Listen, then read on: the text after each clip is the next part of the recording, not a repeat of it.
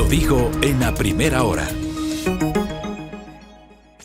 Muy bien, 7:37 de la mañana, esto es a primera hora a través de la señal de Armónica FM y las plataformas digitales de Primera Plana. Ismael Quintana está acá con nosotros, él es constitucionalista, jurista, permanentemente lo invitamos, lo solemos invitar para pedir su criterio jurídico, pero ahora le invitamos porque resulta que hace pocos días, el martes me parece que fue, se dio esta primera reunión entre el vicepresidente Alfredo Borrero y la vicepresidenta electa Verónica Abad en la vicepresidencia de la República acá en el centro de Quito. Y luego de esa reunión, donde se establecieron los primeros lineamientos para la transición, Verónica Abad presentó, hizo público su equipo, el equipo que se encargará de instrumentar la transición, y presentó a 6 personas. Entiendo que 5 mujeres y un hombre. Estaba allí Ismael Quintana y lo hemos invitado al doctor Quintana para que nos cuente un poquito qué onda con eso. Mi doctor, ¿cómo le va? Bienvenido. Buenos días, Belkis, Fabricio. Siempre es chévere estar con ustedes, me gusta venir mucho acá y por supuesto envío un saludo a quienes nos están mirando y escuchando ahora, además que están estrenando Casa Nueva. Gracias, doctor, por la gentileza. A ver, cuéntenos, ¿qué hace usted ahí en la transición? A ver, yo recibí... A mí me sorprendió verlo ahí. Sí, yo también me sorprendí de verme ahí. Yo recibí la llamada de la vicepresidente entrante. Es una persona a la cual pues yo la conozco, no es alguien desconocido personalmente para mí. Me ha pedido que le acompañe en esta parte de, si se le puede llamar transición a esto que se está haciendo en general entre la presidencia y la vicepresidencia saliente y las entrantes. No voy, aclaro, porque también esto generó ciertos comentarios, la gente piensa que uno automáticamente va a desempeñar función pública. Yo no voy a integrar parte del equipo ya oficial de funcionarios de la vicepresidente Abad. Totalmente descartado. No, yo tengo mi actividad profesional, tengo mi oficina, está acá, la podemos ver incluso desde esta ventana. Yo tengo unos compromisos con mis clientes, con mis colegas de oficina, que son cosas que para mí son muy complicadas de dejar. Además que en Ecuador, esto lo digo muy personalmente, la función pública es un deporte extremo, de tal manera que siempre he sido renuente a desempeñar cargos públicos. Entonces, desde esa arista yo le he dicho a ella que podría darle mi contingente, mi criterio, si usted quiere, mi consejo, una opinión en lo que concierne también al área que yo manejo, sin necesidad de vincularme a su equipo de trabajo. Entonces, por eso me pidió que le acompañe en este tema de la transición. Haré lo que esté en mis manos para tratar de ayudarla a estructurar orgánica, administrativa, jurídicamente, una vicepresidencia acorde a las funciones que hasta aquí ella desempeñaría una vez que se posesione el nuevo binomio presidencial. Y una vez que ocurra eso, pues yo continuaré con mis cuestiones, como de hecho sigo haciendo en mi actividad profesional privada, y respaldaré en lo que corresponda desde afuera con, insisto, una opinión, un consejo, ya a su gestión vicepresidencial. Hasta ahí nada más. Precisamente, ¿cuál es el aporte de Ismael Quintana en el marco de este proceso de transición y cuánto se ha avanzado desde esta reunión que se mantuvo en la vicepresidencia de la República en estos días? A ver, ¿cuál va a ser mi aporte? Darle un mapeo, una opinión desde el plano jurídico de cómo yo observo el estado actual de las cosas en la vicepresidencia saliente y de acuerdo a eso ayudarle a estructurar, asimismo desde lo jurídico, una nueva vicepresidencia, y con nueva me refiero a una nueva estructura, porque naturalmente Abad no va a desempeñar las mismas funciones que hasta aquí se supone ha desempeñado el vicepresidente saliente, el vicepresidente Borrero. Entonces, tuvimos una primera reunión, me parece que fue el lunes o martes de esta semana, no me acuerdo. Fue una reunión muy corta, de hecho tomo las palabras del mismo vicepresidente Borrero, con un informe súper corto, se nos proyectó unas 4 o 5 diapositivas en una pantalla, donde se expuso básicamente lo siguiente. En primer lugar, los 3 o 4 decretos ejecutivos que están vigentes y a través de los cuales el presidente Lasso le hizo el encargo de funciones al vicepresidente Borrero, que ustedes saben principalmente han sido, se supone, en la coordinación de temas de salud pública y con el tema del fenómeno del niño hay un cuarto decreto ejecutivo o un tercer decreto ejecutivo, si la memoria no me falla, que le encarga la gestión de riesgos como consecuencia de la llegada del fenómeno del niño.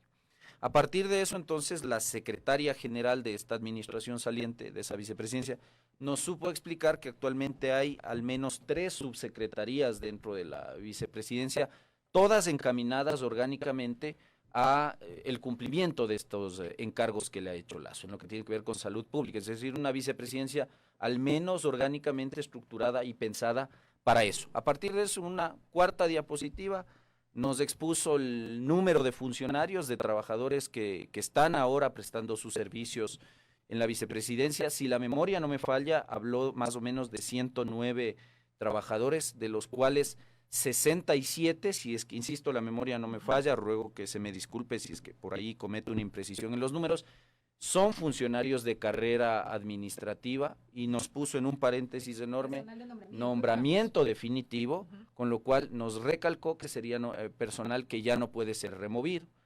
Y un tanto de trabajadores más, el restante, 50 y pico, que serían trabajadores sujetos al Código del Trabajo. Ahí hubo ya una primera preocupación personal que yo le trasladé a la vicepresidenta electa, en el sentido de que parecería ser, de la escasa información que se dio, que entonces la vicepresidenta Abad llega sin posibilidades de designar a algún funcionario allá, porque claro, si usted me dice, yo tengo 109 servidores, trabajadores en la vicepresidencia, de esos 67 son con nombramiento definitivo, es decir, que no podrían al menos fácilmente ser removidos, porque gozan de una estabilidad laboral reforzada. O sea, cualquier tipo de salida tendría que ser vía indemnización o compra de renuncia, siempre y cuando acepte, porque ahora la compra de renuncia ya no tiene el carácter de obligatorio, al menos desde 2020, que es algo que le manifesté a la vicepresidente. Antes era obligatoria, ahora con el fallo de la Corte Constitucional ya no lo es, tiene que ser acordada, como siempre debió ser además, ¿no? Y luego tiene usted otros trabajadores sujetos a Código del Trabajo, a quienes además es mucho más complicado desvincularlos.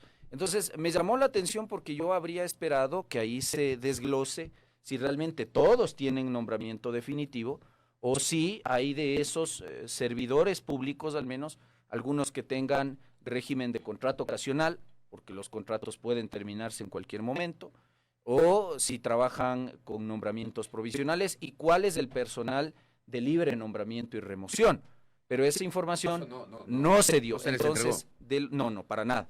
De lo escueto que fue lo que les estoy contando, la primera percepción que yo tengo, y esa preocupación le trasladé a ella, es, ¿va a poder o no va a poder nombrar usted a su equipo cercano? Y por eso yo he iniciado esta conversación aclarando que no voy a formar parte del equipo de funcionarios cercanos a ella, porque la gente puede pensar que uno está buscando un beneficio propio, no se trata de eso, pero sí de que ella pueda nombrar un secretario general, un secretario jurídico y un cuerpo asesor que le ayude a llevar adelante gente de su confianza. Exactamente, entonces sí me parecería un tanto complejo, cuando no arbitrario, que una administración saliente le imponga personal a una administración entrante. Digamos, vamos, yo sé que cuando un ministro, un presidente, un vicepresidente ingresan a sus funciones, siempre reciben un bagaje de funcionarios que ya han trabajado ahí 20, 30, 40 años. Se trata generalmente de servidores con nombramiento definitivo, a los cuales incluso no es conveniente tampoco removerlos. Es decir, yo no estoy acá recomendando que borra y va de nuevo, es decir, saque a todos y ponga usted. Pero siempre hay un grupo de personas muy cercanas que tienen que ser nombradas por la autoridad entrante.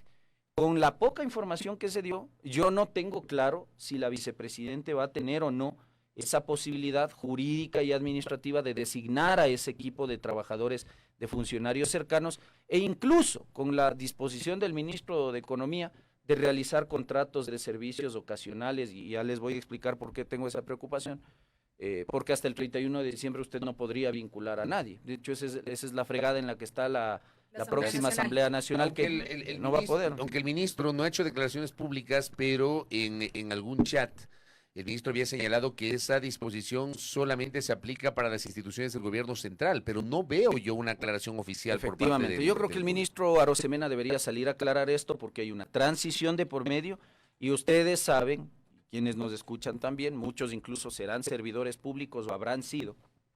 Cuando hay estos cambios de gobierno, siempre hay movimiento de personal. Y para contratar personal se requiere partidas presupuestarias que las tiene que liberar el Ministerio de Economía y Finanzas. Entonces ahí un poco la información no solo escasa, sino hasta cierto punto opaca. Y una última lámina que se expuso sobre el tema presupuestario. Digamos, yo no soy economista, no soy especialista en eso. Verónica Abad va a tener a su lado una especialista en economía que estuvo presente ahí, conversé con ella y ella coincidió conmigo al menos en una duda adicional. Se nos dijo que el presupuesto para este año, para la vicepresidencia, era de $3.096.000 y un piquito más. Por ahí una persona del equipo de la vicepresidenta Abad le preguntó cuánto de ese presupuesto, le preguntó esto a la secretaria general. Estos datos no los dio Borrero, no los dio el ministro Cucalón, los dio la secretaria general de la administración saliente. Le preguntó que cuánto de ese presupuesto ya ha sido ocupado, consumido, ejecutado. Se indicó que ya $3 millones están totalmente consumidos, con lo cual quedaría apenas un remanente de $96.000 que, entre bromas, la misma secretaria general nos dijo, cuiden ese presupuesto porque eso va a servir exclusivamente para pagar la nómina. Entonces, mis queridos amigos, con ese preámbulo, como que el panorama para Abad no es tan alegre. Yo quisiera pensar que hubo cierta imprecisión en la información. Quiero pensar de buena fe porque el vicepresidente Borrero manifestó su intención política de puertas abiertas y de transparencia para receptar la información. Y quiero pensar que en los siguientes días o semanas habrá una que otra reunión más para efectos de ir profundizando, desmenuzando o aclarando este tipo de dudas que hoy, al menos yo en lo personal las tengo. Oiga, sobre esa duda, y que le he trasladado a Abad. Sobre esa duda recibo un mensaje de una persona que sabe de estas materias. Me dice, lo que usted está planteando se resuelve con la reforma al orgánico que responde a las funciones que le asignen. ¿Cómo ve usted eso? ¿Eso se puede hacer? No, por supuesto. Yo no he topado eso porque ese es un tema en el que tendrá que, digamos, lo tiene que resolver en primer lugar el presidente Noboa una vez que se posesione, porque él tendrá que emitir, si es que lo estima además, un decreto ejecutivo asignándole funciones a la vicepresidenta Abad. Recuerde usted, y recuerden quienes nos escuchan, que constitucionalmente la figura vicepresidencial no recibe atribuciones o competencias directas, como antes sí ocurría con constituciones pretéritas. Claro, me parece que del 79 al 98 el vicepresidente de la República o la vicepresidenta de la República tenía la atribución de presidir el Consejo de Planificación, si mal no recuerdo, ¿no? Tenía incidencias en el CONADIS, en algunas constituciones sí. El vicepresidente presidía los senados cuando tuvimos esta costumbre de tener congresos bicamerales, pero al día de hoy no. Entonces, constitucionalmente ella tiene que esperar a que el presidente decida qué le va a asignar, si es que acaso le va a asignar alguna función, porque si no, su única función es esperar a que el presidente sea ausente temporal o definitivamente para ella reemplazarlo. Entendemos que va a haber un encargo en temas migratorios. Justamente hacia y eso iba. Algún tema en el frente social. Y quería consultar precisamente si se tiene de alguna manera claridad o conocimiento por parte de la propia vicepresidenta de cuáles serán estas funciones que se le asignen más allá del tema migratorio y que fue de conocimiento público durante la campaña. Yo conversé con ella, me confirmó el tema migratorio, va a estar al frente de ese asunto. ¿Pero qué significa eso? ¿Qué significa que va a estar al frente del tema migratorio? Ella me compartió algunas experiencias, incluso yo pude ver algunos videos de su periplo por Estados Unidos, visitando a los migrantes.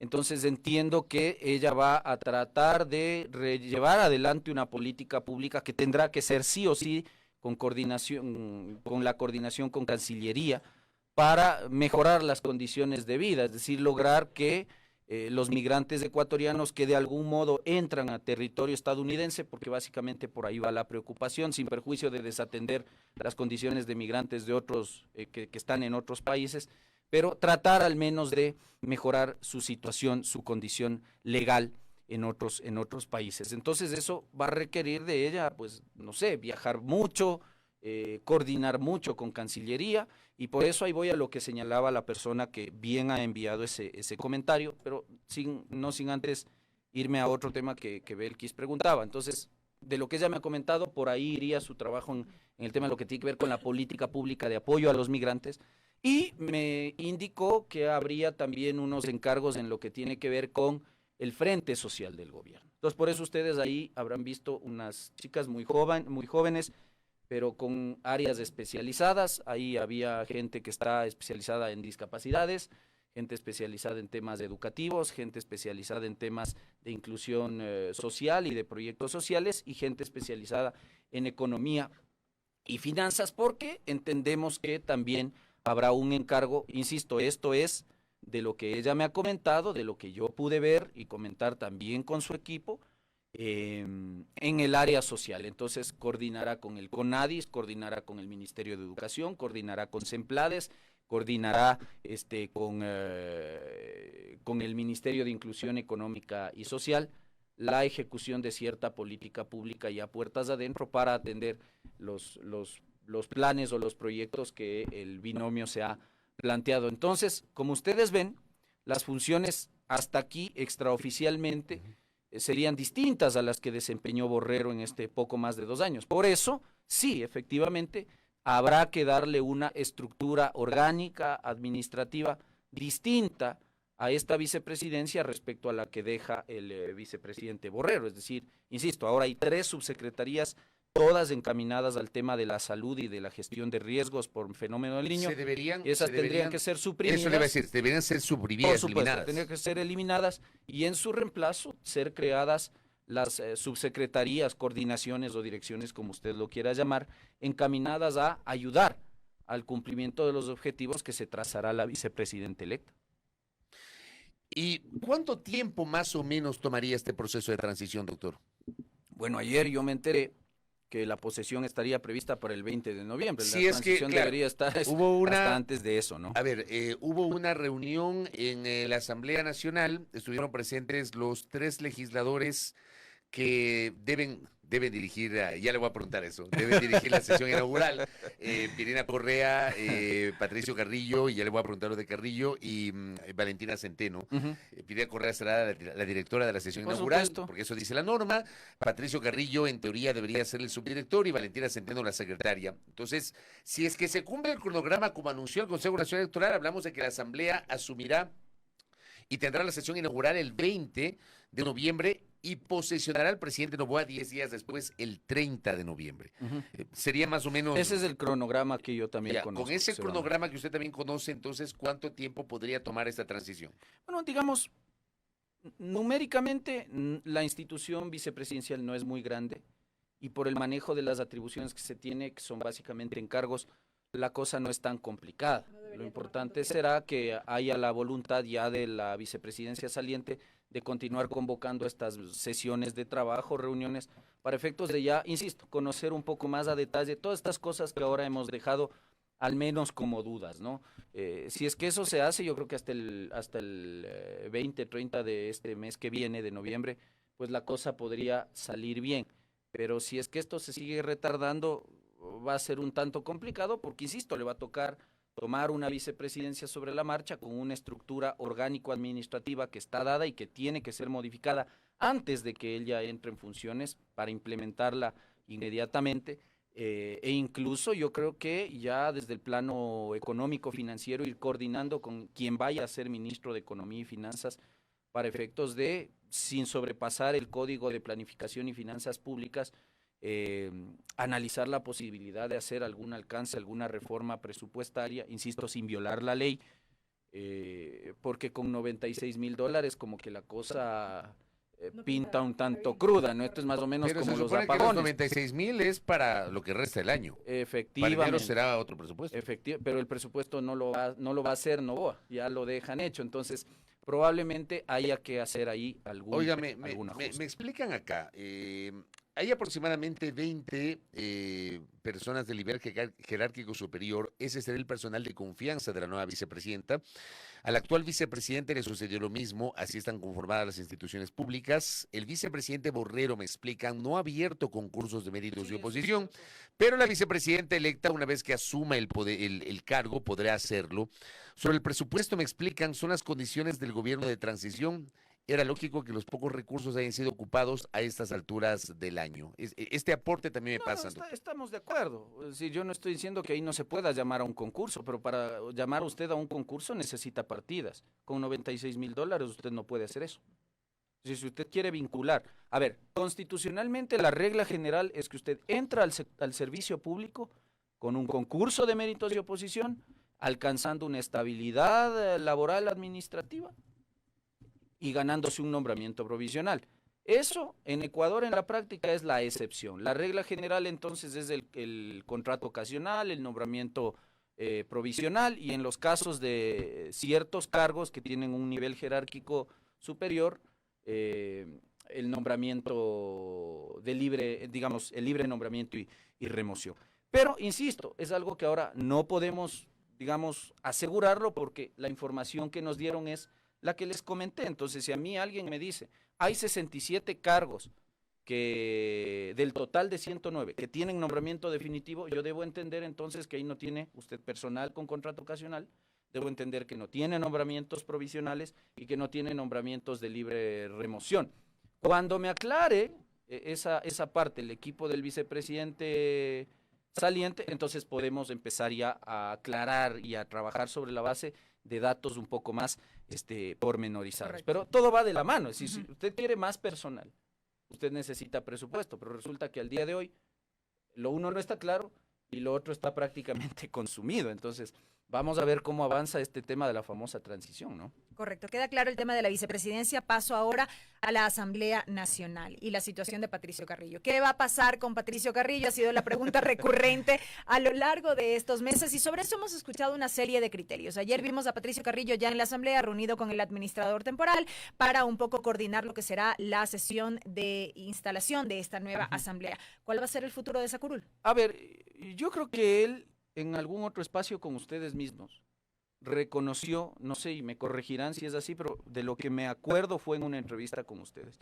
reconoció que si bien él podía ser candidato a la Asamblea Nacional, llegado el momento él era consciente de que no podía asumir el cargo. Espero que lo cumpla, porque la primera cosa que uno reclama de un político es la coherencia. No, él, al menos con nosotros, no ha dicho eso. De Entonces, hecho, la semana anterior estuvo acá y el general Carrillo ha insistido de que él está facultado a asumir el cargo, que incluso ha invocado una sentencia de la Corte Interamericana de los Derechos Humanos. Vamos a ir por al caso de Petro y algo de Venezuela. Vamos a ir por y que partes. eso se puede aplicar. Entonces, eso dijo la semana pasada aquí en este espacio. Entonces, más allá de eso, está bien, él sostiene eso. Entonces, si no fue con ustedes, fue en otro espacio. Habría que buscar en qué espacio fue.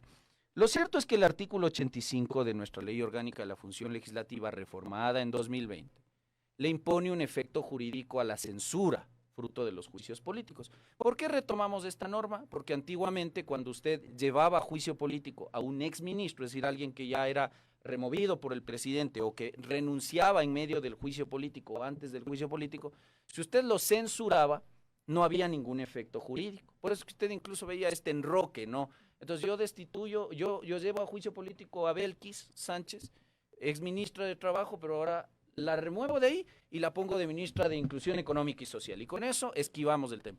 Como ese era un dolor de cabeza. Era como una sanción moral, más que cualquier otra cosa. Decidió la legislatura imponer un efecto jurídico retomando una vieja norma que nosotros la tuvimos en la Ley de la Función Legislativa del año 92 y en constituciones pretéritas también. Entonces, ¿qué dice la norma? Que si alguien ha sido censurado en un juicio político, tiene un impedimento, tiene una inhabilitación para desempeñar cargo público durante los siguientes 2 años contados a partir de su censura. Recordemos que el general Carrillo, por quien yo guardo un respeto personal, por eso esto es lejos de cualquier simpatía o antipatía. A mí me parece que Carrillo sería un gran legislador, se lo digo con toda franqueza, creo que haría una buena labor, sería uno de los legisladores más visibles, pero lejos de eso, la ley indica que él no puede desempeñar el cargo por los siguientes 2 años. Él fue llevado a juicio político, si la memoria no me falla, en enero o febrero de este año y fue censurado. Quiere decir que él hasta enero o febrero de 2025 no puede reingresar al sector público. Y sí, yo sé que aquí han intentado hacer maromas jurídicas para sostener que hay una especie de distinción entre el servidor público y el dignatario de elección popular, cosa que usted, Fabricio, que además de periodista también conoce muy bien la historia constitucional de este país, ya desapareció pues con la Constitución de 2008. Ahora todos son servidores Si estuviésemos con la de Sangolquí, le diría ya, bueno, discutamos sobre el tema. Ahora ya no, porque el 229 de la Constitución indica que son, sin distinción alguna, servidores públicos, todos quienes prestan sus servicios para las instituciones que conforman el sector público. Patricio Carrillo es como cualquier otro funcionario, servidor público, servidor del Estado. Ya no hay esta distinción. Y le debo recordar, porque ese argumento yo he escuchado principalmente de la exministro Romo, esto de que, es que a la luz de las sentencias Petro Urrego y otras, y Leopoldo López versus Venezuela en la Corte Interamericana, y sobre la base del artículo 23 de la Convención Americana de Derechos Humanos, Patricio Carrillo no podría tener esta inhabilitación impuesta por la ley. Es decir, ellos sostienen que la ley de la función legislativa en este aspecto sería anticonvencional. Le invito al movimiento Construye en general a revisar el último auto de verificación del cumplimiento a la sentencia o al dictamen interpretativo de 2019, en el que la Corte hace semanas nada más destituyó al expresidente del Consejo de Participación Ciudadana, Allen Berbera. Si usted revisa entre los párrafos 169 a 190 de ese auto, la Corte da un mensaje muy claro y hace una interpretación conforme del artículo 23 de la Convención Americana de Derechos Humanos y un análisis jurídico de estos casos, Petro Urrego versus Colombia y Leopoldo López versus Venezuela. Y la Corte indica claramente que no es contraria a la Convención Americana de Derechos Humanos cualquier disposición legal ecuatoriana que le imponga una restricción al ejercicio de un derecho político. Y la Corte incluso topa el tema de los juicios políticos y dice que con ese señalamiento, con esa forma de interpretar literalmente la Convención Americana de Derechos Humanos, usted tendría imposible aquí realizar juicios políticos, realizar sumarios administrativos a servidores públicos, porque según la convención, usted solo podría limitar derechos políticos por la vía penal a través de un proceso y con una sentencia condenatoria y ejecutoriada. Y la Corte cita un montón, más de una, opiniones consultivas y fallos de la propia Corte, en los que ya se ha alejado de esta interpretación literal o exegética de la Convención Americana. Entonces, con todos estos argumentos, el Consejo Nacional Electoral, el día en que convoque a la entrega de credenciales para los legisladores electos en circunscripción nacional, va a tener que requerir, como siempre lo ha hecho, la información a las distintas dependencias estatales para verificar que el electo cuente con los requisitos y no incurre en inhabilidades para desempeñar función pública. Es decir, y ahí ¿no probablemente que el Consejo entregarle la credencial cuando pues corresponda porque finalmente ganó la elección? Imagínese si tiene un contrato con el Estado o como Carrillo tiene un impedimento de desempeñar función pública. Y al día de hoy el Ministerio del Trabajo tiene registrado el impedimento. Sobre la base de eso, el Consejo Electoral no puede, no debe entregar la credencial a Carrillo, sino a su alterna. Esa es la que debe desempeñar funciones. Y a mí me parece que Carrillo es consciente de eso, tanto así que yo vi unas imágenes en las cuales él va con Morillo, me parece que es Natalie Morillo, es la alterna, ella estuvo con él ayer, entonces entiendo que Carrillo tiene conciencia de que no puede acceder al cargo de legislador. Lamento mucho con mis amigos de Construye que creen que pueden pasarse por el forro la ley, pero sí creo que hay que ser conscientes de que hay una norma expresa. Claro. Podemos inventarnos maromas. Doctor, gracias por el tiempo, muy amable, muy gentil. Ismael Quintana, que ha estado con nosotros aquí en A Primera Hora. Pausa. Primera Plana. Todas las noticias, todas las voces.